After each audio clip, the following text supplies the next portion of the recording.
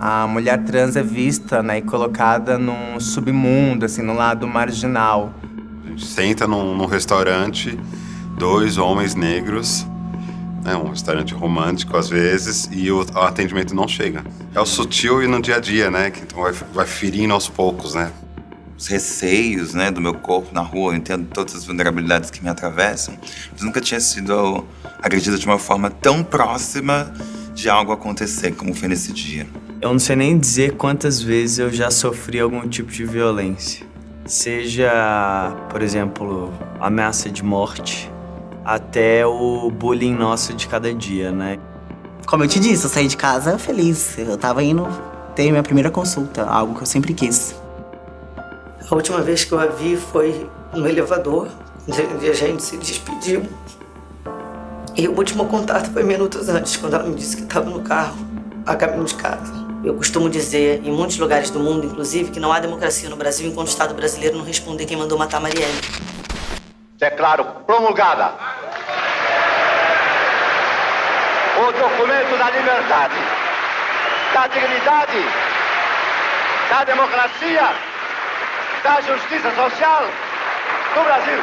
Que Deus nos ajude que isto se cumpra.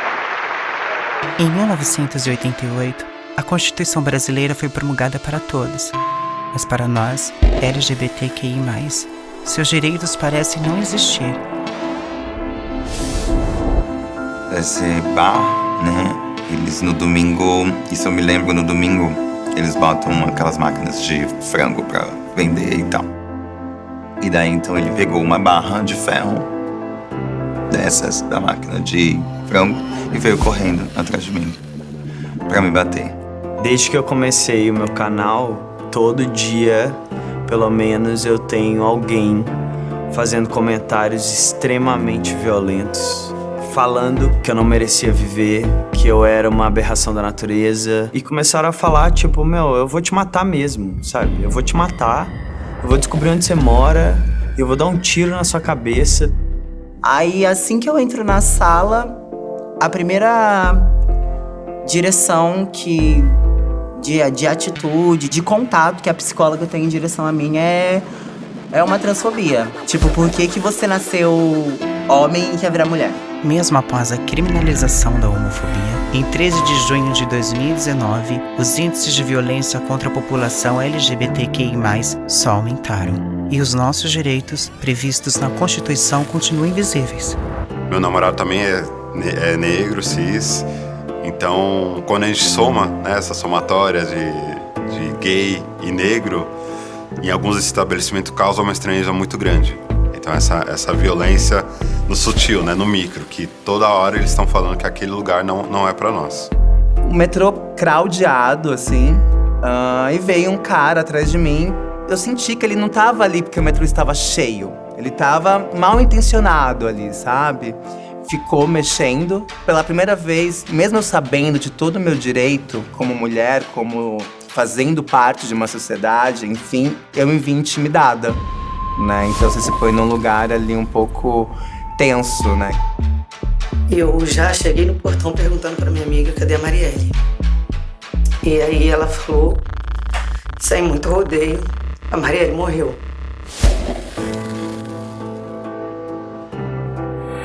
Eu acho que a gente precisa de um amparo, a gente precisa entender quais são os nossos direitos, como que a gente consegue lutar contra uma estrutura que está voltada contra nós. Para dar mais visibilidade aos direitos da população LGBTQI+, levamos as cores da nossa bandeira para os 250 artigos da Constituição brasileira. Essa é a Constituição do Orgulho. Cada cor representa um tipo de crime de LGBTQ-fobia, que viola os direitos previstos na Constituição de 1988. A partir de hoje, todos vão enxergar os nossos direitos. Dia 28 de junho, Dia Internacional do Orgulho LGBTQI+. Para orgulho, nunca mais significar medo. O Brasil é um país que tem uma ótima Constituição, né? Se levasse a sério e se respeitasse, o Brasil seria um país muito diferente do que é na realidade. constituiçãodoorgulho.com.br baixe e veja seus direitos.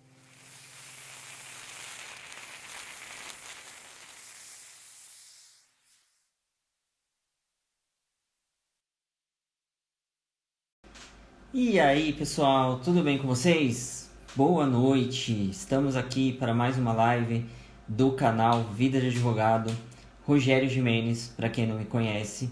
E vamos lá para mais uma live com um assunto bem interessante. Na verdade, eu até gostaria de ter feito essa live no mês passado, que foi o mês do orgulho LGBT, né, da comunidade LGBT, QI+, mas acabei não tendo espaço nas nossas agendas, né? Então ficou para esse mês. E hoje o convidado da live é o Dr. Fernando Zanella. Ele é lá de São Paulo, presidente da comissão da OAB, da seccional lá da Lapa. Ele é presidente da comissão de diversidade sexual. Obrigado, Lucas, pelo elogio, tá? Mas você é suspeito para falar. Obrigado aí, pessoal, que está acompanhando a live. Boa noite para todos. Se vocês puderem ir clicando aí no coraçãozinho e no aviãozinho para a gente deixar essa live salva no IGTV, eu agradeço a vocês. Então, como eu estava falando, o convidado de hoje é o Dr. Fernando Zanella. Ele é presidente da comissão da diversidade sexual da OAB, lá de São Paulo, da seccional da Lapa, tá? Então, o Fernando é engraçado que eu conheci o Fernando quando eu fazia audiências em São Paulo, e o Fernando ele me acompanhava em algumas audiências como preposto, né? O Fernando já está aí presente na live, eu vou convidá-lo para fazer parte dela conosco. E a gente fazia audiências juntos, né? E agora quem diria, eu tô aqui fazendo live com você. Boa noite para você. Obrigado. Obrigado por ter aceito o convite, né? Eu sei que agora o senhor é um advogado muito muito concorrido. Olha quem fala. Olha quem fala. Cheio de lives para fazer, então obrigado aí por estar dispondo do seu tempinho aí para estar conversando um pouquinho com a gente sobre esse assunto que é importante. Então eu vou deixar, o pessoal já me conhece, eu vou deixar você se apresentar um pouquinho para o pessoal e depois a gente volta a se falar, tá bom? Beleza. Bom, antes, só lembrando que a gente se conhece desde 2011, 2012. Fala a data, não. E quando eu era estagiário em escritório, e aí eu te acompanhava em algumas audiências, né, como preposto. Então é muito bacana a gente ver, né, a trajetória de cada um. E agradeço, então, o convite, uma boa noite a todos que estão aqui nos acompanhando. É com prazer que eu venho falar sobre esse assunto. E eu sou, então, Fernando Zanella, sou advogado no escritório Professor Alberto Mesquita de Camargo, que é mantido pela Universidade de São Judas Tadeu e faz atendimento à população em situação economicamente vulnerabilizada. Além disso, eu estou como presidente da Comissão da Diversidade Sexual e de Gênero da Seccional São Paulo, subseção da Lapa. Sou também coordenador jurídico da Casa Chama, que é uma entidade que atende a população trans aqui na cidade de São Paulo e na região da Grande São Paulo.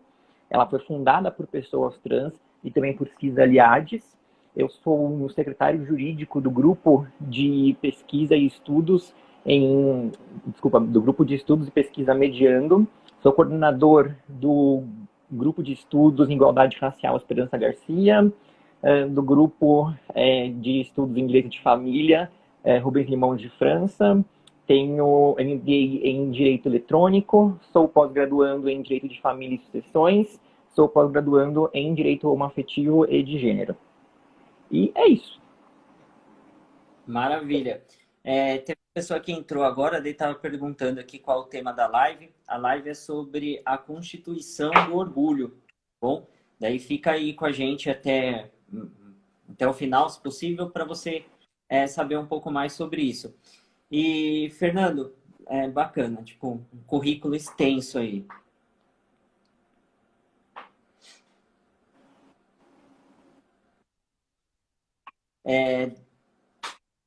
Tá me ouvindo? Obrigado. A gente tenta fazer aquilo, o direito ele é muito bacana. Oi, agora tá me ouvindo? Tô. É que deu uma pequena Deixa eu ver se travadinha aqui. Vamos ver se não vai ficar travando.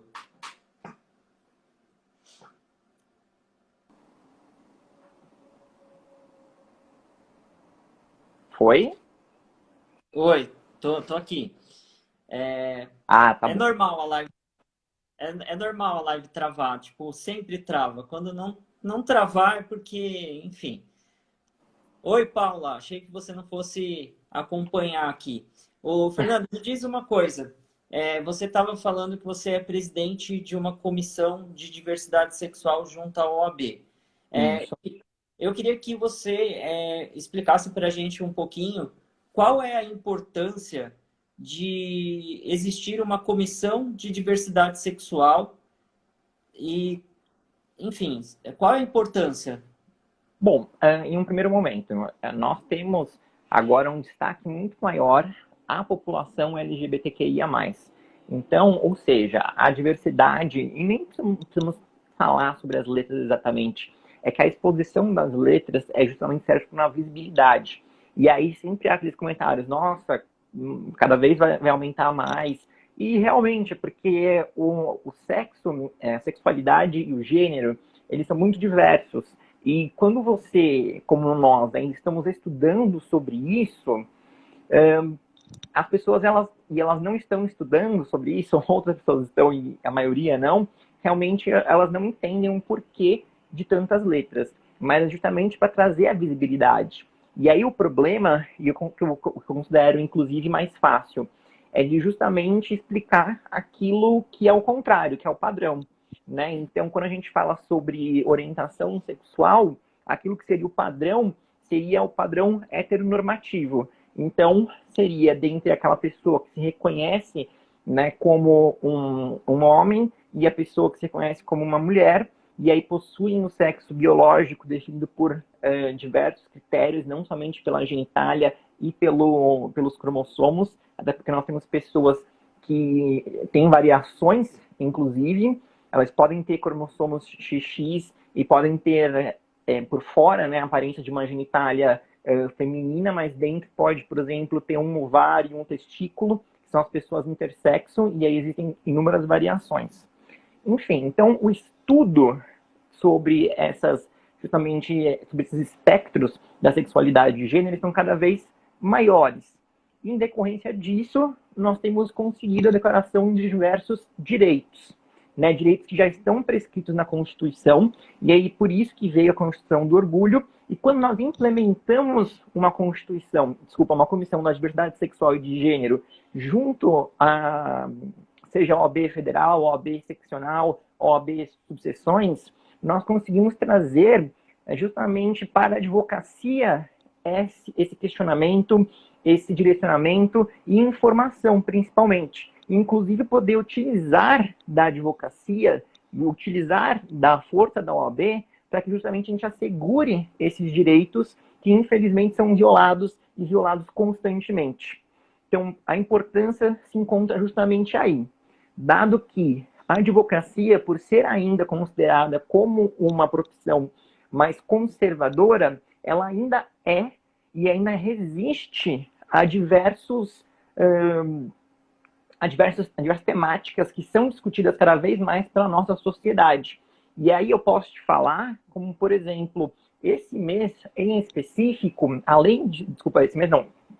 Esse mês em julho, esse mês de julho, dia 25 de julho, em decorrência de uma lei federal, nós temos o dia da Teresa de Bengala, né, que é justamente em decorrência da mulher negra, e Teresa de Bengala foi uma mulher negra que ali, durante acho que os anos de 1700, se não me engano, ela chefiou um quilombo.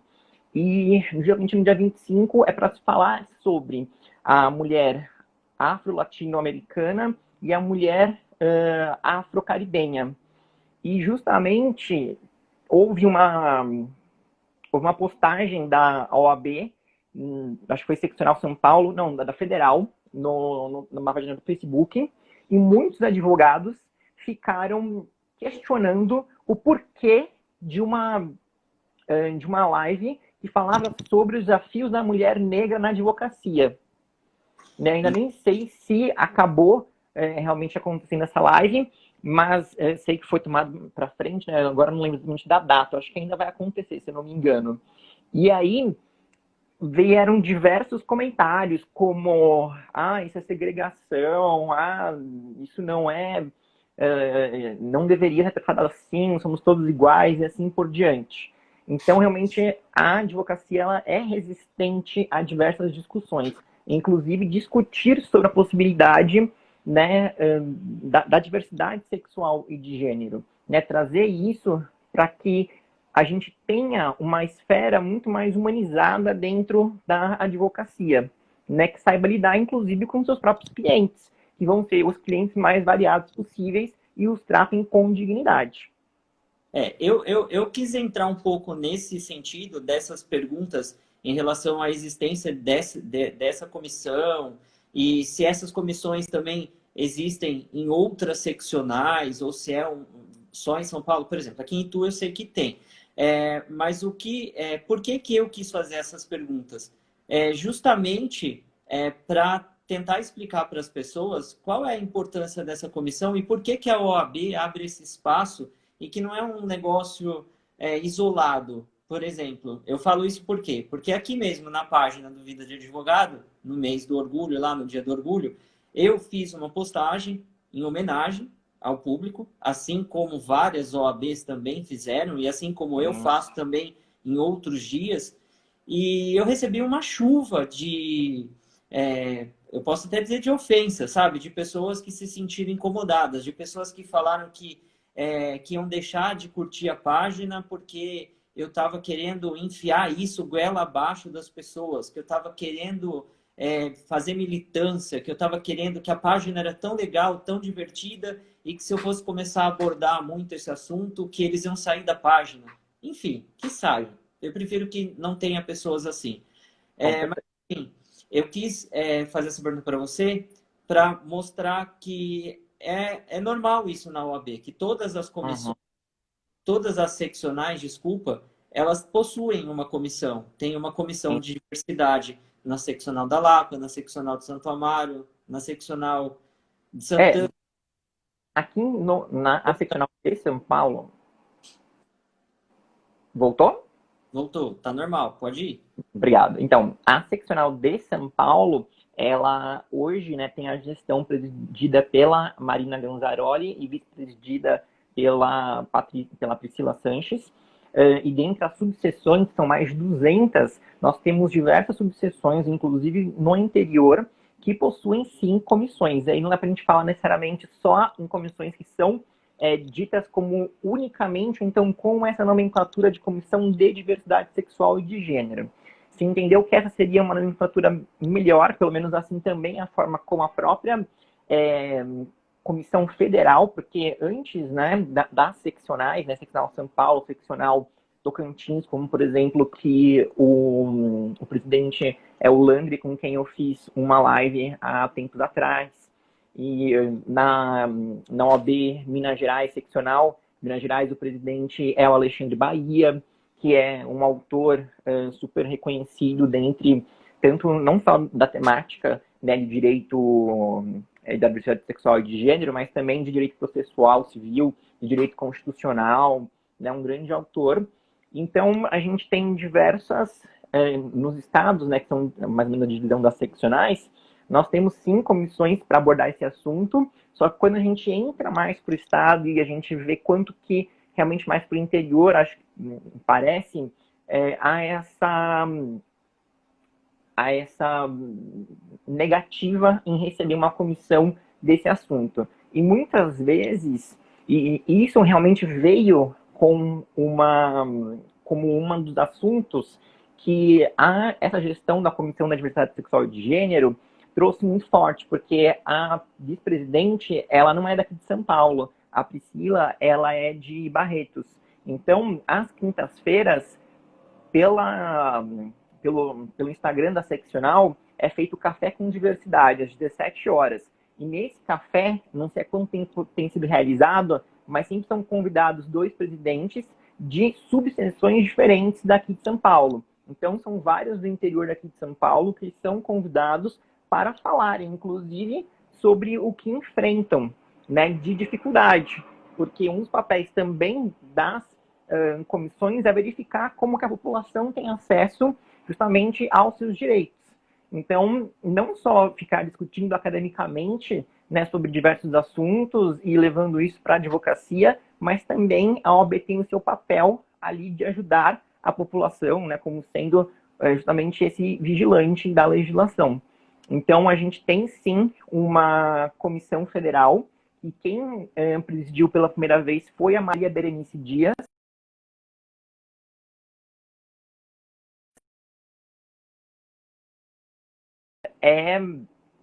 Foi desembargadora do Rio Grande do Sul, né, e tem diversas obras e deixou aí um legado incrível para que fosse justamente agora presidido por outras pessoas, pela Raquel Rocha, se não me engano, que é a atual presidente.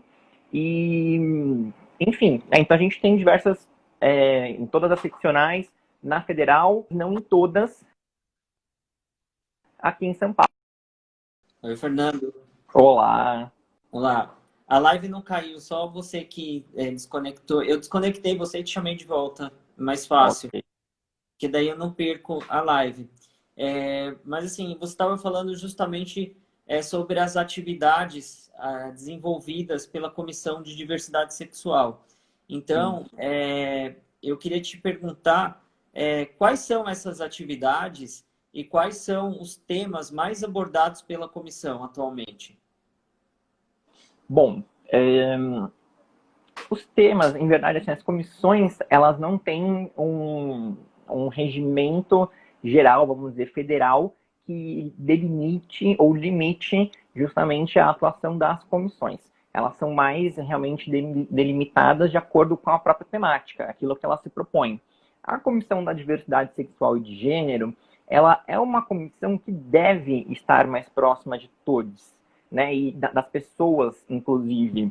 E ela deve também abraçar e querer que não somente advogados estejam com elas, assim como na OAB da Lapa, na OAB seccional, em outras subseções e outras seccionais também que eu tenho conhecimento, são abraçadas pessoas que não são justamente advogados, mas que são parte da população LGBT, como, por exemplo, muitas pessoas da sigla T, né, ou seja, todas as pessoas que transcendem a cisnormatividade, e profissionais da saúde, né, que são extremamente interessantes, que também estejam com a gente, que falem nessas opiniões, profissionais da psicologia, né, como eu falei, da saúde em geral. Então, por exemplo, nós temos psicólogos, psiquiatras,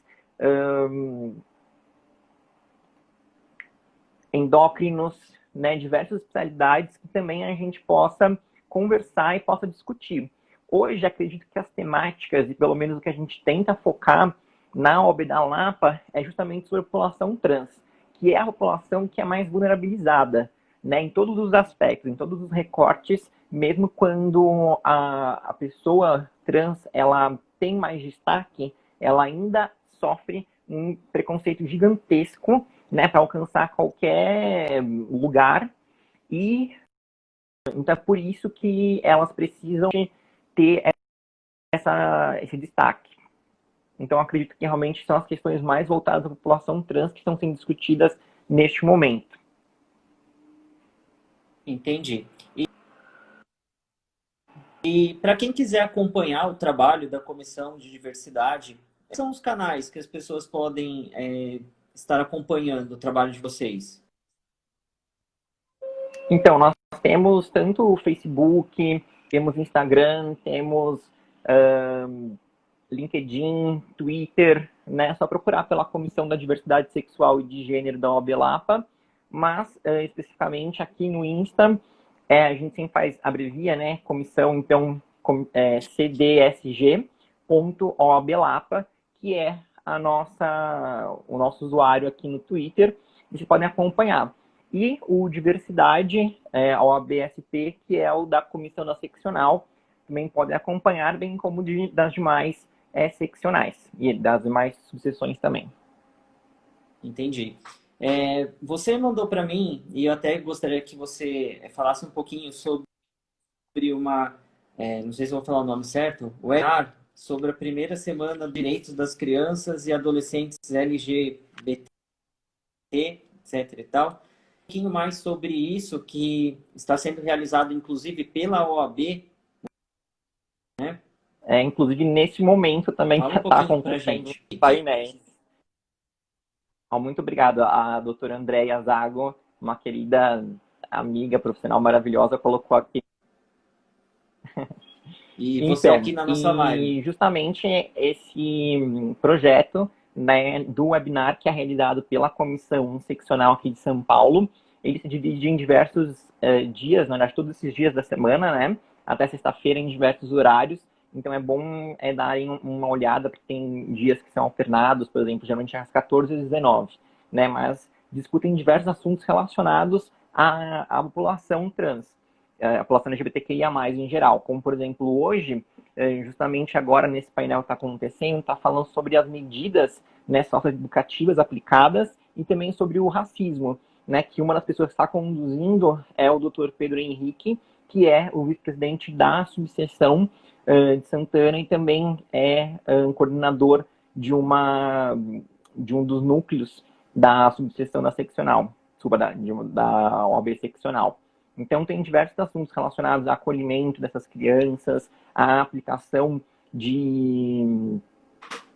das medidas socioeducativas, à hormonização, então, enfim, diversas temáticas que ao longo da semana. E há essa necessidade porque também se precisa falar sobre as crianças e adolescentes em um momento em que a gente se discute muito sobre falar ou não falar de gênero e sexualidade.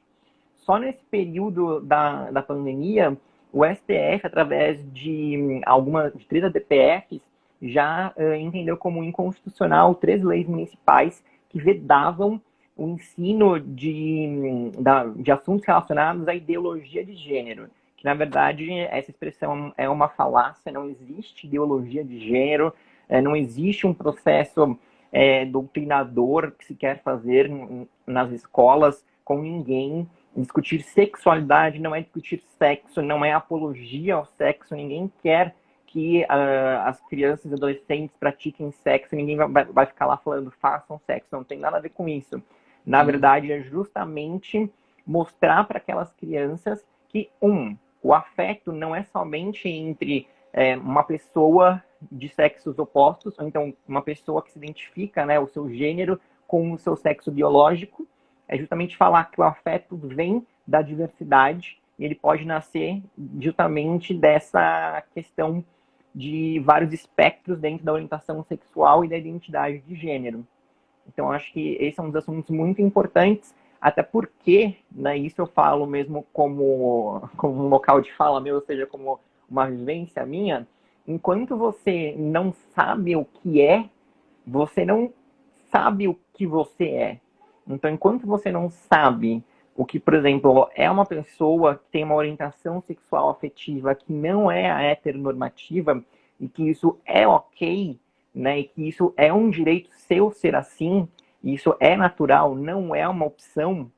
E quando você descobre também que não existe somente a cisgeneridade, que você não precisa ficar também somente fazendo coisas atribuídas ao sexo que foi atribuído desde o seu nascimento.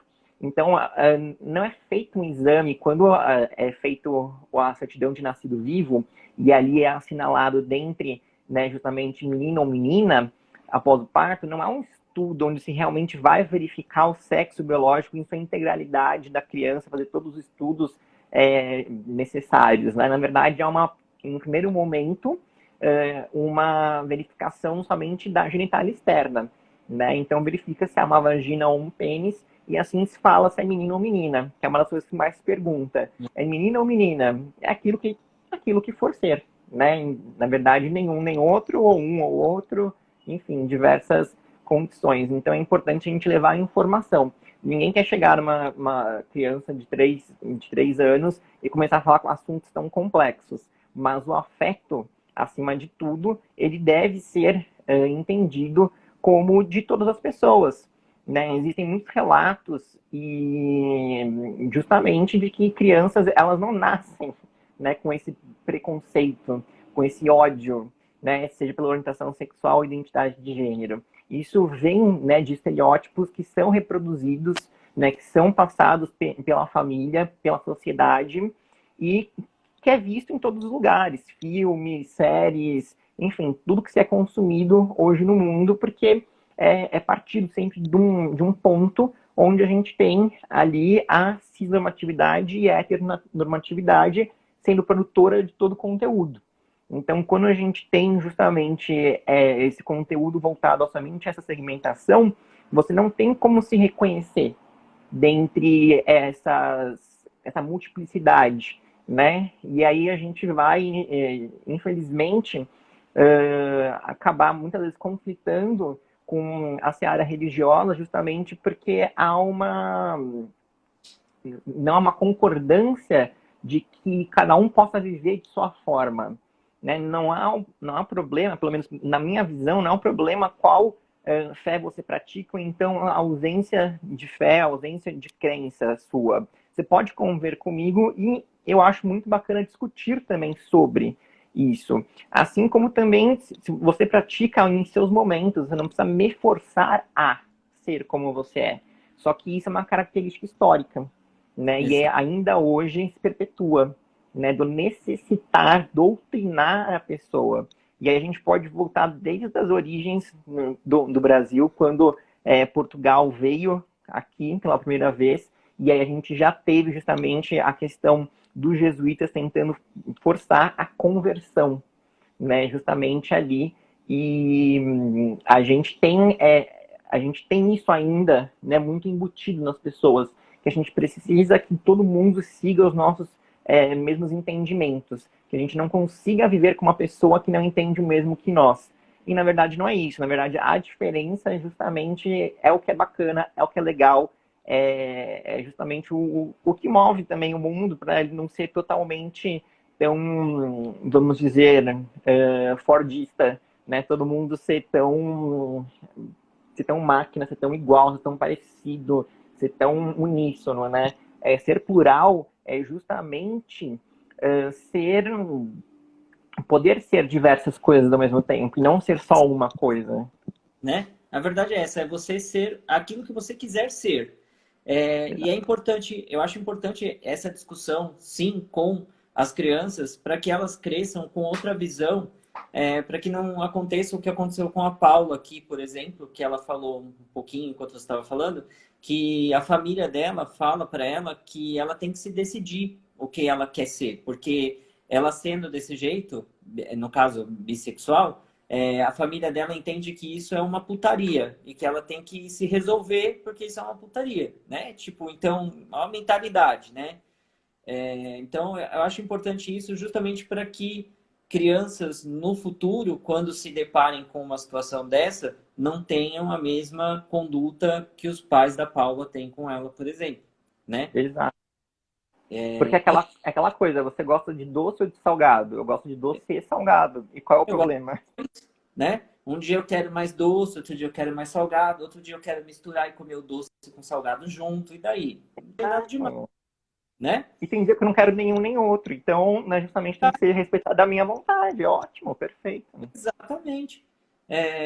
Enfim, para que as pessoas entendam que que a OAB não é um órgão que só discute esse tipo de assunto, há outros tipos de comissões com outros assuntos, além de diversidade sexual, como você falou lá no começo, né? Então, assim, em São Paulo, tem outras comissões. Eu sei que tem a comissão do jovem advogado, mas tem outras comissões de assuntos, assim, digamos que polêmicos para as pessoas. Então, na verdade, é difícil. No meu conceito, não são conceitos polêmicos. Na verdade, são conceitos que já deveriam ser tratados há muito tempo. Mas nós temos, como por exemplo, aqui na OAB da Lapa, eu posso falar, que a Comissão de Diversidade Sexual e de Gênero, ela foi fundada nesse ano, em fevereiro deste ano, e no mês passado foi fundada a Comissão da Igualdade Racial, e que não existia até então. Então a gente não falava sobre esses determinados assuntos. E se você for observar, e você pode fazer isso quando há o ingresso de novos magistrados, né, no TJ São Paulo. E aí você vê todos os magistrados brancos. É realmente uma cena, né, que às vezes até dói os olhos da branquitude que tem. E aí e ninguém se pergunta, né? Ninguém, eu digo, as pessoas que justamente não veem a importância de discutir esses assuntos. Né? O porquê que pessoas negras não chegam a esse cargo? Né? O que ocorre? Porque a população negra ela é a maioria no Brasil. Né? Então, por que ela está justamente nos cargos, nos empregos, nos postos de trabalho que são relacionados mais ao subemprego, né? Com salários menores? Né? Então, realmente, o que aconteceu nesse processo histórico? E eu acho incrível justamente essa negação, realmente essa viseira, né? E essa cegueira seletiva, onde você não entende a história, você tem a história do Brasil ali justamente ainda pesquisada, e infelizmente a história ela sempre é colocada como, na verdade, ela é contada por quem venceu, por quem está ali num nível maior. Então a nossa história é contada por pessoas brancas também, é contada por pessoas cis e héteros. Então por isso que a gente não tem diversos posicionamentos. Se você for pegar justamente antes, né, em época relacionado à Grécia, a Roma, e a diversos povos, não só aqui no Ocidente, mas também no Oriente, você vai verificar que já existia essa questão mais plural da orientação sexual e da identidade de gênero, inclusive, né? E também existem religiões que, assim como a religião hindu, que existem, que seriam deuses, vamos dizer, que também eles têm essa transexualidade em si, né? Há uma representatividade da transexualidade. E isso não é algo negativo, é algo positivo. Só que tivemos um momento na história onde simplesmente uma maioria começou a querer dominar, né, e justamente a colocar determinados assuntos que seriam dentro e fora daquilo que poderia ser. E esses aspectos relacionados à orientação sexual e identidade de gênero foram deixados para fora. Até porque, se a gente for justamente lá atrás e verificar a expectativa de vida da população, era muito pequena. Então a gente necessitava que houvesse realmente uma procriação em larga escala, para que você tivesse um exército maior, para que você tivesse uma mão de obra maior, né? E para que as pessoas pudessem sobreviver mais. Só que quando a gente vem para hoje e a gente vê a expectativa de vida, por exemplo, de uma mulher cisgênera, ou seja, aquela que se identifica, né, que tem a identidade, tem o gênero concordante com o sexo biológico, a gente vê pela última pesquisa do IBGE uma expectativa de vida de 79 anos, em média. Enquanto a mulher trans tem uma expectativa de vida de 35 anos. Né? Então, se isso não é um motivo para justamente existir uma conversa sobre isso, né, e se explicar sobre isso, entender isso, né, se esse aumento, essa diferença tão grande de expectativa de vida não é um fato, já que se discuta, né, que se haja essa necessidade, sinceramente eu não sei o que pensar enquanto o advogado ali que faz o seu juramento e que justamente visa proteger os direitos, né, os direitos humanos e os direitos que estão previstos na nossa Constituição, né, inclusive o direito à vida. Tem muito advogado que esquece do que está na Constituição, principalmente no artigo 5º, né? Tipo, tem advogado que... Então, na verdade, é seletivo, naquele esquece. Né? Ele faz uma seleção do que ele acha importante para ele. Mas, enfim, a gente já deu todo esse panorama das comissões, tal, da importância. Agora vamos entrar no assunto em si. E eu achei muito bacana e... é meio vergonhoso da minha parte, que apesar de ser da comunidade LGBT também, por ser gay e tal, assumido, sem problema nenhum, eu não conhecia essa Constituição do Orgulho. talvez porque ela não tivesse chegado ainda aqui no interior. Então, eu fiquei Não, sabendo. ela tá agora, não se preocupa. Então, eu Tá fiquei tudo sabendo certo. dela através de você e eu achei muito bacana. Você mandou aquele material em PDF, eu abri, nossa, achei o máximo aquilo. Deixei até salvo aqui para eu poder depois olhar com mais tempo, porque é uma correria só que não conseguia ir. Mas, enfim, explica um pouquinho para a gente por quem foi idealizada a Constituição do Orgulho, quem foi, né, o idealizador deste projeto e quais os temas abordados nessa Constituição. Então, a idealização ela foi um trabalho conjunto da Comissão Seccional da Diversidade, né, na gestão da doutora Marina Ganzaroli, que reuniu diversos membros que fizeram justamente, vamos dizer, colocaram cores, né, geralmente da bandeira do arco-íris, do orgulho LGBT, para indicar que os nossos direitos estão previstos lá, né, inclusive a proteção à violação a esses direitos. E teve todo um trabalho, uma confecção de algumas constituições realmente físicas, porque essa que foi passada, como eu te passei, ela é online. Em um primeiro momento, ela era para ser somente online, né? Poucas foram confeccionadas para pessoas específicas, para que realmente levasse essa consciência a essas pessoas, né, que tem um poder de influência maior. Então, todo mundo quiser. Então, Eu aí... sou. Não, eu me considero um influencer já, né? Eu tenho uma certa influência, então, tipo, eu ia perguntar para você se existe ela física, porque eu queria uma. Então, primeiro você pode acessar o site constituiçãodeorgulho.com.br e aí você vai ter acesso à versão digital. Você faz seu download, já ultrapassou e está em quase 13 mil downloads da Constituição do Orgulho. E os pedidos foram tantos, que inclusive hoje eu conversei com a Marina Ganzaroli e ela acabou reforçando que eles vão sim, a Comissão de Liberdade Sexual e de Gênero vai sim confeccionar as constituições físicas. Só que eles ainda estão procurando pessoas para que exista esse financiamento. No dia em que foi lançada a Constituição do Orgulho, e isso foi lançado pela página da OAB, óbvio que advieram diversos comentários homotransfóbicos. Foi realmente algo, enfim, que realmente isso, lembrando, né, esses advogados que vieram com esse tipo de comentário, que justamente o STF reconheceu a criminalização da LGBTfobia. Né? Então é bom que se atentem aos comentários, que são crimes. Bom, existe um vídeo, inclusive, uma confecção, isso foi idealizado pela agência de marketing Fósforo. O vídeo, não sei se você conseguiu assistir, mas todo mundo pode acessar, né, os vídeos, na verdade. Então, muito bacana, realmente de arrepiar ali a colocação de diversas pessoas, realmente, né, uma diversidade muito grande de pessoas, para falar sobre, infelizmente, as violações de direitos. E vão ser feitas, só um minutinho, e vão ser feitas ainda as físicas, e o dinheiro que for arrecadado vai ser doado para casas de acolhimento LGBT. Né? E aí, quando for, provavelmente a OAB vai se pronunciar, a Comissão da Liberdade Sexual de Gênero vai se pronunciar sobre como será a venda, enfim, né, como se dará isso.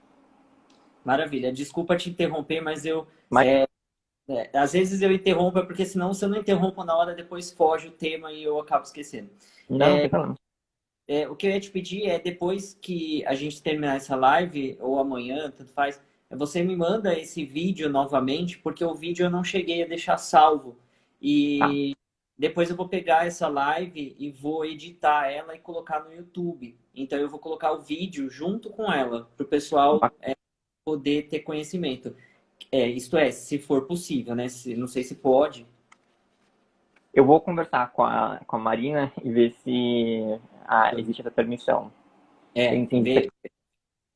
E outra coisa importante também ressaltar, não foi gasto dinheiro da OAB para se fazer esse projeto, né? Tudo foi pro bono que foi realizado. Então isso é muito importante, porque tiveram diversos comentários que falavam, é por isso que a OAB, é para isso que a OAB usa a minha anuidade, né, o dinheiro da minha anuidade.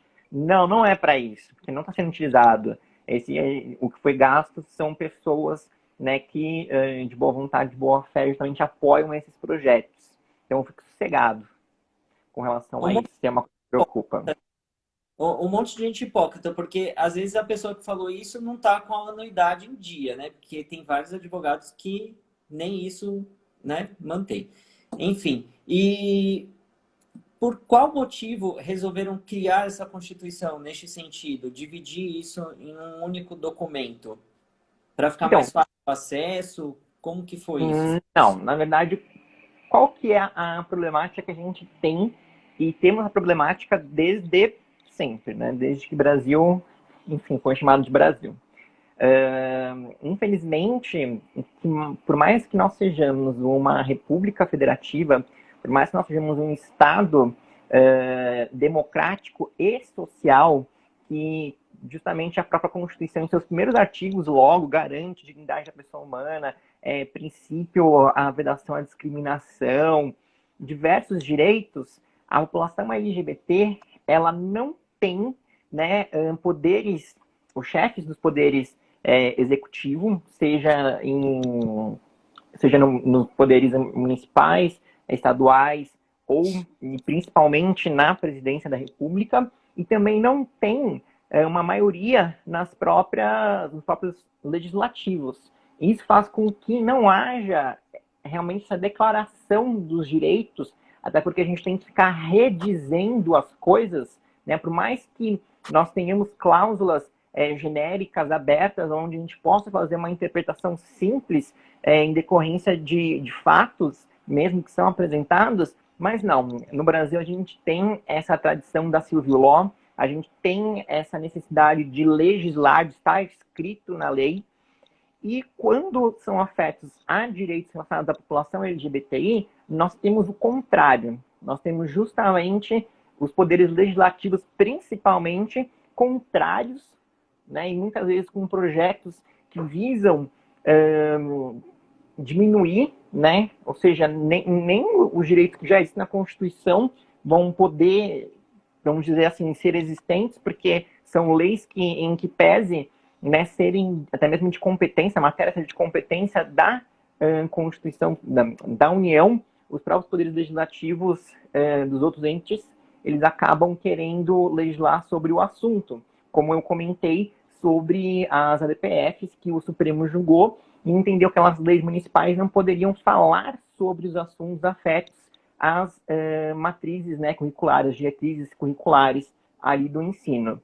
Então, foi justamente para reforçar que, em que pese o judiciário, infelizmente, tem que ficar toda hora sendo acionado para o reconhecimento dos direitos, e não há que se falar em um ativismo do Poder Judiciário, porque o Poder Judiciário ele não é, na verdade, ativo, muito pelo contrário, ele é inerte, e essa questão de ativismo judicial não existe, na verdade, nesse ponto. Claro que existe por si só, mas não existe nessa pontualidade, porque são os advogados, são as pessoas, são as partes que vão até o judiciário se socorrer para que seus direitos sejam declarados e garantidos. Então, se você for observar, Rogério, a gente tem, por exemplo, desde há bastante tempo, mas a gente pega ainda esses dois mais importantes do judiciário. Desde 2000, a possibilidade de adoção por casais homoafetivos. A gente tem ali o julgamento que reconheceu a possibilidade de uniões estáveis homoafetivas. A gente tem o julgamento da criminalização da LGBTfobia. Julgamento, agora mais recente, para justamente revogar normas da Anvisa, né, que vedavam ali a vedação de sangue por homens que tinham relação sexual com outros homens. Né? Então, a gente tem essa necessidade de ajuizar, não é... E aí, quando você for ler os julgados, né, se há essa declaração do Poder Judiciário, porque se reconhece a mora in deliberandi, ou seja, mesmo que haja um projeto de lei nas casas, por exemplo, do Conselho Federal, não existe uma vontade, na verdade, se cria, alguém consegue levar um projeto e aí se senta literalmente naquele projeto e nunca mais consegue se discutir, não consegue se levar ele à frente, não consegue se levar à votação. Então, é reconhecida essa mora in deliberandi, e o STF ele precisa, né, ele não pode, justamente o judiciário, ele não pode se afastar, né, de dar ali o seu entendimento, de interpretar a lei, justamente quando há uma violação de direito, e justamente o judiciário ele sempre se manifesta da seguinte forma, de que é aquela decisão até que o poder judiciário, o poder legislativo, desculpe, legisle sobre a norma de forma específica. Assim como houve no caso da LGBTfobia, onde foi reconhecida a mora in deliberandi, e justamente a LGBTfobia foi reconhecida dentre, né, ali o crime de racismo e a injúria racial, mas foi colocado como sendo uma forma, vamos dizer, provisória desse reconhecimento, até que haja uma legislação apropriada. Assim mesmo como o próprio antissemitismo, né? Então, seria o ódio aos judeus, também teve essa interpretação lá no caso Elvanger, que justamente foi, né, o que gerou esse reconhecimento. Então, a gente tem essa Constituição, que na verdade ela é pintada de diversas cores, e cada cor ela representa uma matéria. Então, por exemplo, a gente tem aqui o que seria a cor rosa, que seriam os homicídios. Nós temos a laranja, que seria injúria e difamação. Temos amarelo, que é a violência psicológica, violência institucional, violência sexual e a agressão. Então, todos esses assuntos são, né, coloridos na Constituição para que reforce justamente aonde você pode socorrer, que esses direitos, na verdade, eles já estão previstos na Constituição e que, infelizmente, a gente tem essa necessidade no Brasil de legislar, a gente não consegue, então a gente tem um poder executivo e um poder legislativo inertes, na verdade contrários, inclusive, e a gente precisa acabar socorrendo o poder judiciário, que simplesmente vai declarar o que já está previsto na Constituição e que, se de boa fé, poderia ser interpretado a partir dessas normas gerais. Ou seja, é um retrabalho. É um retrabalho. Você tem que ficar dizendo óbvio, essa é a verdade. Você tem que ficar falando, nossa, olha, então, cara, você não pode xingar uma pessoa, você não pode pegar um cabo de vassoura e enfiar na pessoa, você não pode agredir um casal que esteja somente de mão dada passando na rua, né? Porque realmente é algo muito difícil, né? O ser humano entender isso é algo muito complicado. Né? Você tem que dizer que é crime isso é um absurdo. Indo no embalo desse assunto, na sua opinião, por que as pessoas se incomodam quando a gente trata esse tipo de assunto, esse tipo de tema? Como, por exemplo, lá eu fui hostilizado lá na minha página por conta de 2 postagens. Então, assim, qual a sua opinião a respeito disso? Por que as pessoas se incomodam tanto? É problema de autoafirmação? É criação? É alguma deficiência? Eu acho que não tá... Não tá, eu acho que ligado a tanto a autoafirmação, mas eu acho que está ligado justamente à ignorância. E quando eu digo ignorância mesmo, é a falta de buscar o conhecimento, de buscar aquela informação e se entender. Então, são pessoas que simplesmente elas se encontram em uma estrutura social que as favorece e que, dentro disso, elas não são incomodadas por serem assim. Só que elas incomodam outras pessoas por serem de um jeito diferente ao delas. E aí elas são levadas, em decorrência dessa questão histórica, inclusive, a justamente fazer com que tudo aquilo que seja diferente tenha que ser convertido para o que eles pensam. Só que existem coisas diferentes que não devem habitar ali o mundo, o mesmo espaço que elas. A gente tem esse sentimento muito, infelizmente, em diversas religiões, né, em que pesem, e aí a gente pode fazer justamente esse retorno sempre histórico, né, que quantas pessoas não foram mortas em nome de Deus, né, em nome de deuses ali, de diversas, né, causas, né, quantas pessoas não foram mortas em nome da paz, em nome de várias outras coisas que deveriam ser boas, de sentimentos bons, né, não foram cometidas tantas mortes, tantas agressões, tantas violações. Então, a gente também tem, infelizmente, muito isso. As pessoas elas estão acomodadas, elas não querem buscar essa informação e elas têm uma criação que ou justamente visam que seja afastado ou, inclusive, que seja tirado do convívio, né, pessoas que tenham essa determinadas posturas, determinadas formas de agir, ser e pensar que não sejam o mesmo que elas, né? E isso é uma pena, porque elas têm que entender, e quando elas fizerem isso, elas vão ser muito mais felizes justamente a viver com a diversidade. E entender que na diversidade você pode se descobrir muito mais, né? Porque as pessoas elas têm medo de questionar.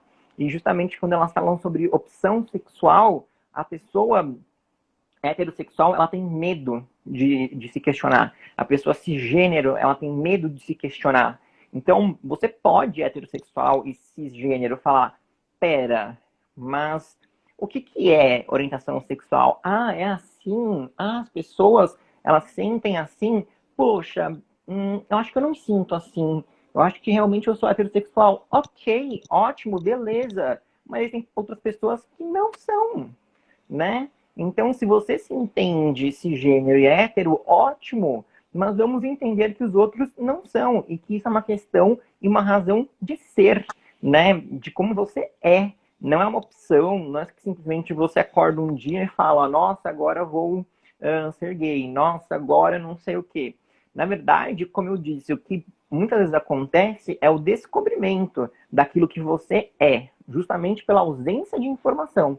Porque quando você detém essa informação, você consegue se posicionar de uma forma já muito mais estruturada. Agora, quando essa informação não chega para você, você não tem como saber aquilo que você é. Ou então aquilo que você poderia vir a ser. Porque sempre tudo é lhe vedado. E aí eu falo justamente em relação às pessoas intersexuais, e se você for assistir a documentários que são assustadores, onde os médicos, eles escondiam das famílias, e as famílias escondiam das próprias pessoas que passavam uma vida inteira, morriam sem saber que eram intersexuais, passavam por procedimentos cirúrgicos no decorrer da vida e não sabiam o porquê, e de uma hora para outra acabaram descobrindo. Né?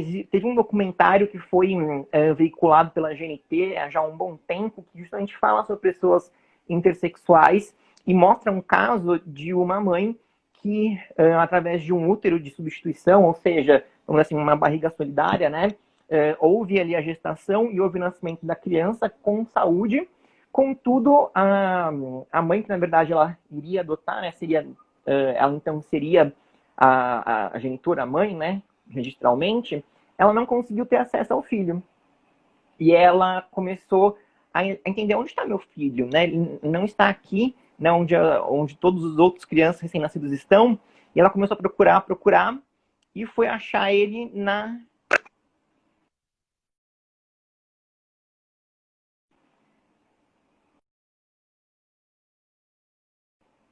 Tá me ouvindo? Tô ouvindo. A nossa live, ela tá chegando no finalzinho. Tipo, a gente tem acho que uns 5 minutos. Tá, então vejam lá o documentário, gente, porque é muito interessante.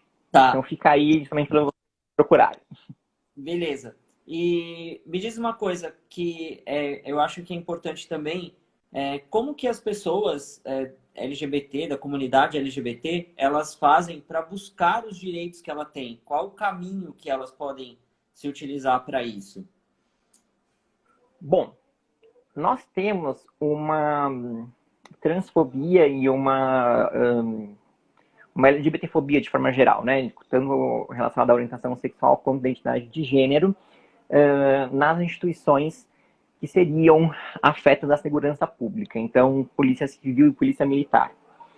Infelizmente, quando você vai até uma delegacia e você vai fazer a notícia do crime e levar a autoridade policial competente, você passa por mais violência. E por isso que muitas vezes a população deixa de fazer nessa notificação do crime, porque ela não quer sofrer essa violência institucional. E aí, como uma matéria que foi publicada no Estadão, justamente por eu ser coordenador jurídico da Casa Chama, fiz um acompanhamento de uma adolescente trans que não tinha feito retificação, ou seja, constava ainda o seu nome de registro e o seu sexo biológico em todos os seus registros, mas que se identificava como sendo do gênero feminino e com um nome social específico. E isso é garantido por lei esse tratamento, né, dentro dos próprios órgãos, e no boletim de ocorrência também tem espaço para isso. E a gente passou ali ela acabou passando por transfobia, porque não quiseram chamar. Então, eu recomendo aqui em São Paulo, no município de São Paulo, se socorram do DECRAD, que é uma delegacia específica para os crimes de intolerância, de ódio. Ele fica na Brigadeiro Tobias, fica no centro da cidade. É a Delegacia de Crimes Raciais e Delitos de Intolerância. E sugiro que somente façam quando o assunto for justamente relacionado à LGBTfobia lá no DECRAD. Você não vai conseguir fazer lá? Tudo bem, mas infelizmente será um tratamento, não que também lá seja o ideal de tratamento, mas pode ser ocorrer da delegacia lá no DECRAD. E nessa época de pandemia, tem como fazer isso pela internet? Sim, alguns crimes sim, você consegue fazer, como por exemplo, até os crimes relacionados à violência doméstica, mulher contra mulher. Lembrando que mulher trans é mulher, então sim, elas também têm a proteção não só da legislação afeta a Lei Maria da Penha, mas também ao feminicídio, no caso ali em que se cometerem as violências propostas dos tipos penais. Maravilha. Fernando, como é ser presidente de uma comissão tão importante?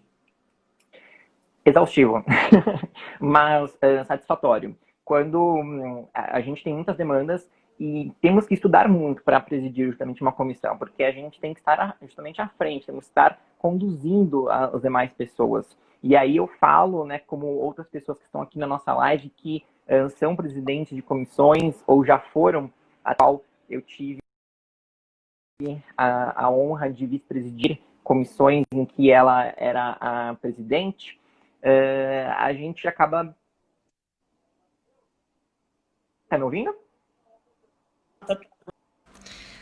A nossa live caiu porque a gente chegou a 1 hora aqui, né? Mas vamos ver se o Fernando estiver por aí de novo.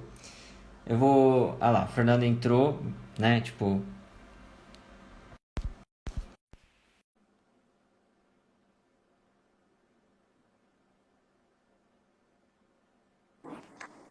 Fernando, acho que como a gente bateu 1 hora, então ele cortou.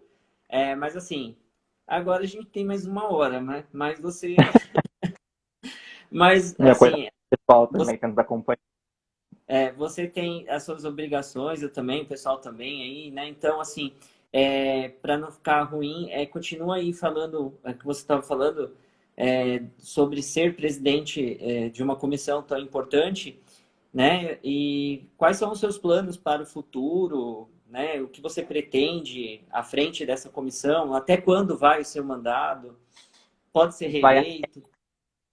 Sim, pode ter nova nomeação, né, na verdade, pela presidência da subseção. Ano que vem, nós teremos novas eleições. Então, em 2022, né, começa uma nova gestão, que aí é um triênio. Né? Então, a minha gestão, em que pese ter começado somente agora, a partir de fevereiro de 2020, ela vai somente até o final do ano que vem.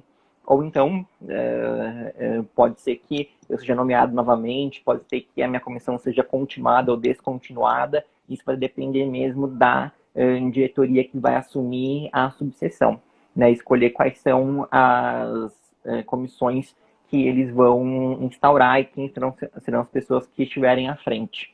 Nós, como um papel principal, e de justamente levar a advocacia lapiana a poder ter acesso ao mínimo de informação, a nossa comissão hoje prepara uma cartilha bem básica, para justamente que a gente possa, né, adentrar essa conversa, a esse primeiro assunto com a advocacia, e que eles possam entender os termos, né, como justamente falando, não diga opção sexual, é orientação sexual, é identidade de gênero, o que seria identidade de gênero, o que seria uma mulher trans, o que seria um homem trans, enfim, conceitos bem básicos e também com legislação, com julgados, com normas afeta a população LGBT, para que justamente eles possam, inclusive, a partir dali, entender que existe também um mercado de trabalho no mercado de trabalho com ausência de profissionais que tenham esse conhecimento específico, direcionado à diversidade sexual e de gênero.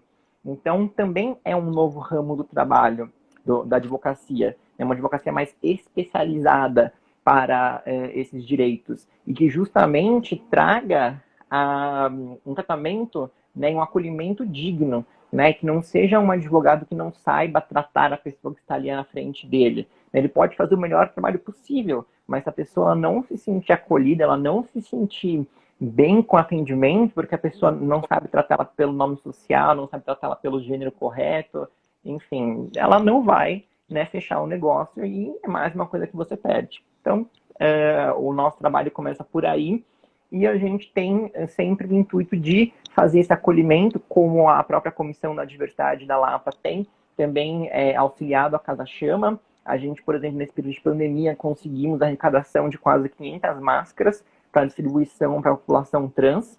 E a gente segue fazendo essas colaborações também como ações sociais. Infelizmente, nós tínhamos planos maiores, mas com essa pandemia a gente não pôde justamente acionar, né, fisicamente outros polos e outras atividades, mas os nossos projetos acabam ficando prejudicados e mais se concentrando em projetos remotos, né? Então, um dos projetos que a gente mais entendeu como ser necessário seria justamente essa cartilha para levar a advocacia lapiana esses primeiros contatos, as primeiras informações mais necessárias, e a gente pretende, então, justamente identificando, né, a partir dessa proposta, desse conteúdo, verificar também o que é mais necessário e também auxiliar justamente nessa, vamos dizer, não nova vertente, mas uma vertente mais especializada, né, do direito sobre esse assunto, né? Falar como as pessoas querem justamente divulgar nessa área, que querem conhecer mais e entender mais, também a gente vai fazer esse tipo de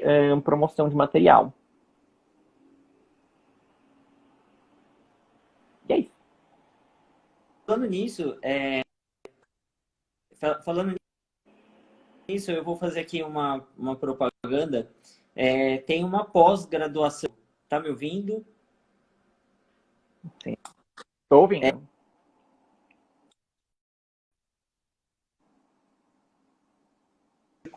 Que é voltada para direitos LGBT. Não sei se você já ouviu falar. Eu sei. Como eu estou fazendo uma pós lá de direito digital, então eu vi essa também, e daí eu até falei pro Matheus, falei, Matheus, poxa, eu queria fazer essa também, mas agora não dá, vou terminar uma, depois faço outra. Seria legal, bem bacana se esse trabalho que fosse feito na capital também fosse feito no interior, porque, por exemplo, aqui em Itu, eu tive a oportunidade de conhecer mais esse público, eu não sei em qual letrinha se enquadra, que são as travestis. É no T? No T. No T. Então eu conheci, acabei conhecendo esse público, porque eu fiz parte de uma, como eu posso falar, enfim, não sei se é comissão, enfim, eu fiz parte de um lugar que ele trata, ele é, como pode dizer, me fugiu a palavra, fundação. Acolhimento, uma associação civil, uma associação. Enfim, é uma associação sem fins lucrativos que dava assistência para pessoas portadoras de HIV. Então, eu acabei fazendo trabalho voluntário nesse lugar, como advogado, e lá eu tive a oportunidade de conhecer diversas travestis. Inclusive, uma delas era secretária lá, a Bia, a Yuri, inclusive ajudei a Yuri a tirar a documentação. E o que eu percebi é que elas não tinham muita noção dos direitos que elas têm, entendeu? Principalmente essa questão de nome social, enfim. E eu fui explicando isso para elas. Então, eu não sei se aí em São Paulo, esse projeto chama, se eles fazem essa divulgação também nas ruas e para essas pessoas que são menos favorecidas, que não têm tanto acesso à internet, que não têm tanto acesso a conhecimento, que vivem nas ruas, enfim. Se esse trabalho é extensivo também para essas pessoas. Sim, a Casa Chama, e aí o que eu posso te falar como presidente de uma comissão da diversidade e como uma pessoa que está fazendo também pós-graduação em uma matéria, né, que seja em uma pós que é só sobre isso, uma pessoa que convive, que lê doutrinas, tanto jurídicas quanto técnicas em outras áreas, não há nada como a convivência. É muito complicado quando você tem ali uma definição tão doutrinária, uma definição tão própria de uma pessoa que quer classificar outra pessoa. Então é complicado quando uma pessoa cisgênera ela tenta dizer o que é uma pessoa trans. Porque quem vai dizer o que é uma pessoa trans é uma pessoa trans. Né? Então você precisa conviver e entender a multiplicidade, justamente. Mas, infelizmente, o que acontece? A gente encontra, e aí, relatos de presidentes de subseções que são mais para o interior de São Paulo e acabam tendo essa narrativa justamente de dificuldade, né, de falar sobre esses assuntos, de incluir esses assuntos em pautas que sejam justamente levadas a público. E, infelizmente, a Casa Chama, a gente atende pessoas que elas passam basicamente 24 horas por dia pensando quantos minutos vai demorar para elas morrerem.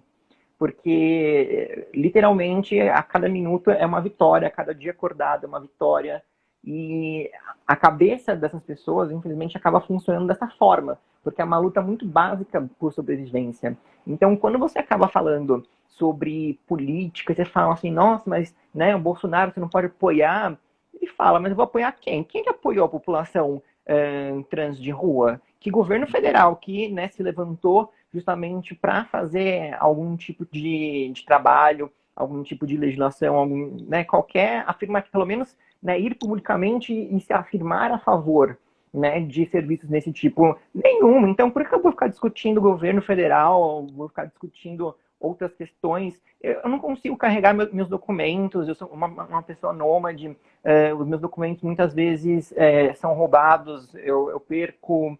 Então, há essa complicação também. Então, muitas vezes você tem que trabalhar em outras áreas, né, essas áreas principais. Então, por exemplo, garantir comida, garantir uma moradia, garantir que essa pessoa não sofra violência a todo momento, e todos os tipos de violência, seja, por exemplo, estupros corretivos que acontecem muito né, em diversos lugares, em diversos centros de acolhimento também, que deveriam ser para a segurança das pessoas, mas acabam, infelizmente, não garantindo essa integridade física e psicológica.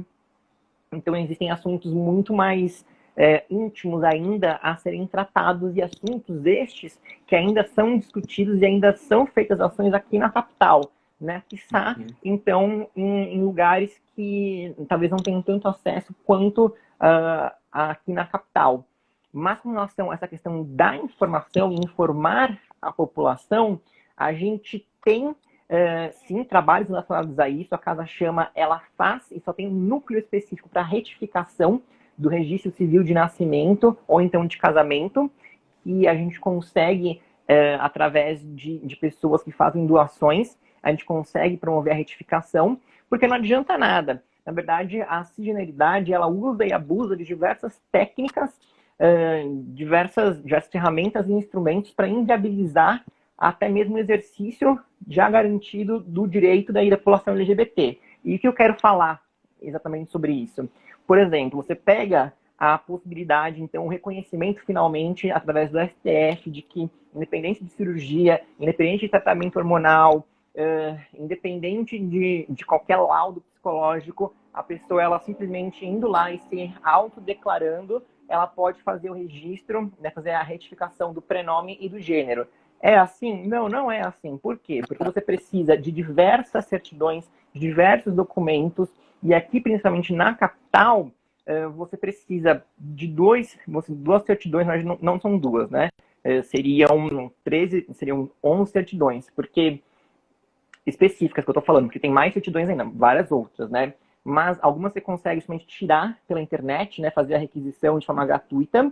Só que tem a certidão, você vai retificar ao seu registro civil, e aí você tem que pedir uma certidão atualizada, o que não faz sentido, porque depois vai gerar uma nova certidão mais atualizada ainda. Então, se você está ainda no seu próprio registro, onde você fez, né, justamente o registro mesmo, onde consta o seu registro de nascimento, né, aquele cartório de isentar, né, que você justamente não tem esse retrabalho de pedir, né, uma certidão do registro atualizado para depois, então, fazer a retificação e aí ter que pagar de novo. E justamente as certidões de protesto.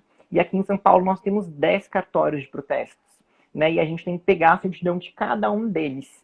E sem falar dos próprios emolumentos dos cartórios, né? Então não é gratuito. Então, justamente por não ser gratuito, por ser difícil, nem todos os cartórios, porque o STF garantiu, o provimento, na verdade, o provimento 73 de 2018 do CNJ garantiu que qualquer pessoa ela possa promover a retificação no registro civil mais próximo. Então, se eu nasci, por exemplo, o meu registro, na verdade, de nascimento, ele foi registrado no interior de algum outro lugar, eu não preciso ir até lá para promover essa retificação diretamente no cartório. Só que o problema é a comunicação. Então, inclusive, um advogado, um colega também de pós, e também membro da comissão da seccional de diversidade, ele queria fazer no Piauí uma retificação, e ele ligou, acho que nos 2 cartórios que falavam que não faziam nesse estado, porque o Piauí ele não tem os cartórios eletrônicos que estariam dentro de um sistema do e-cartórios, então eles não tinham como fazer. E através de conversa com outro colega, a gente teve a indicação de fazer num cartório de registro civil que se encontra na Rua Frei Caneca, né, e por uma questão até mesmo histórica, é um cartório muito mais acolhedor a esses assuntos. E ele falou, não tem problema, nós fazemos, só que a gente faz através de SEDEX. Então, é uma coisa viável de se fazer, mas o cartório não quer nem ganhar esse dinheiro, né? Então, por que não se quer ganhar esse dinheiro? Aí fica, né, justamente essa pergunta. Se o cartório ele pode ganhar dinheiro e está deixando de ganhar dinheiro, é justamente um cartório engraçado, curioso, né? Então, são questões que a gente também precisa avaliar. E então, que pese a população trans ela ter conseguido esse direito, ela precisa pagar para ter esse direito. Você está falando da população que justamente vive em 90% em dados da ANTRA, da Agência Nacional de Travestis e Transsexuais, que 90% da população trans sobrevive da prostituição, né? E de outros trabalhos que são trabalhos, na verdade, são subempregos. Até porque a cisgeneridade, ela promove programas de acesso à população trans a trabalhos, né? Então, elas permitem, né, a diversidade no trabalho, e é a cisgeneridade que fala, olha, hoje serão 10 pessoas trans, elas vão ocupar os cargos aqui que não vão ficar na frente de ninguém, que ninguém vai ver, que vão ficar aqui num cargo que vai trabalhar muito, ganhar muito e vai ganhar pouco. E é então essa cisgeneridade que diz o que ela vai fazer, quais são os locais que vão ser ocupados. Não existe essa liberdade. Você não pode entregar o seu currículo em qualquer lugar, inclusive na área da advocacia, como tem diversos advogados trans que falam na dificuldade de conseguir justamente se ajustar ao mercado, né, de conseguir uma vaga ali no mercado por serem simplesmente pessoas trans. Né? E essa transfobia é o que atrapalha tudo. As pessoas não enxergam a competência da pessoa, e sim o rótulo. Nossa, imagina meu cliente chega e aí ele vê um advogado trans que vai pensar do meu escritório. Eu até fiz um vídeo falando nisso, se quando a gente atende um cliente, a gente pergunta pro cliente, olha, você é gay? Se você for gay, não vai atender. Não quero seu dinheiro. O contrário não existe, né? É hétero? Não posso atender. Porque você é hétero, você é cisgênero, não posso fazer isso. Mas enfim, Fernando, eu queria te agradecer. Eu não vou estender muito o seu tempo, porque o pessoal estava perguntando aqui que a gente voltou e nem sabia. É porque o Instagram cortou a gente assim de uma maneira abrupta. O Fernando estava terminando de falar e eu achei chato. Então, assim, eu queria te agradecer por ter aceito o convite, por ter trazido esse tema tão importante aqui para a gente. É um tema que dava para a gente pegar vários pontos aqui e fazer cada uma live, porque tem muito assunto para se falar. Então, eu queria te agradecer.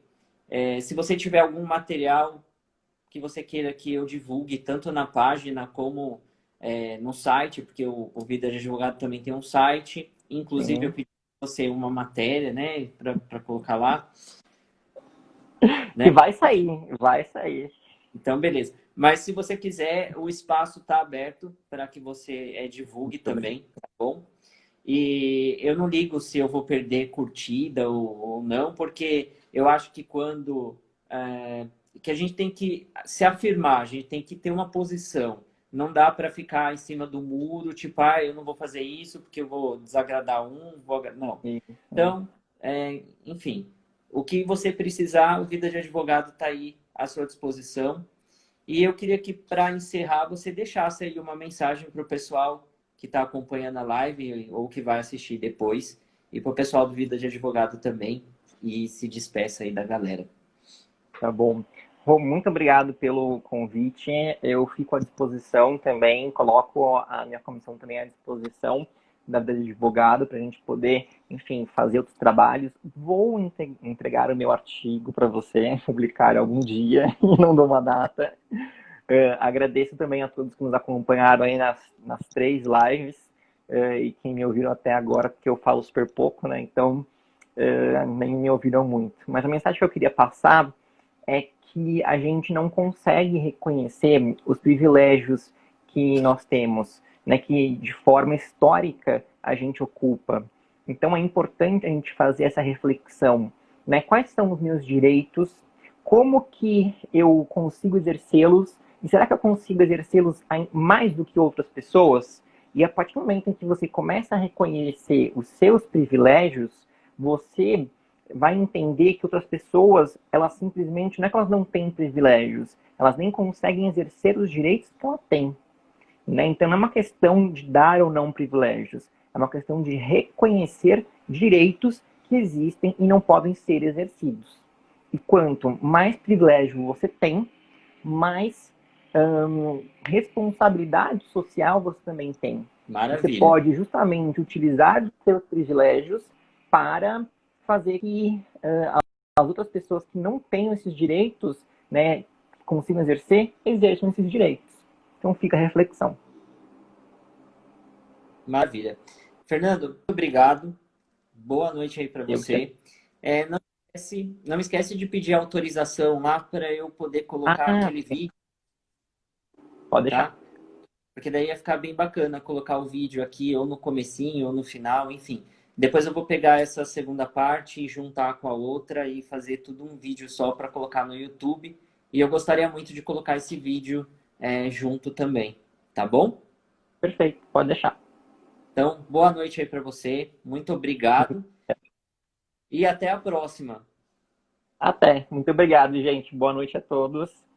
Boa noite, pessoal. Boa noite. Tchau, tchau.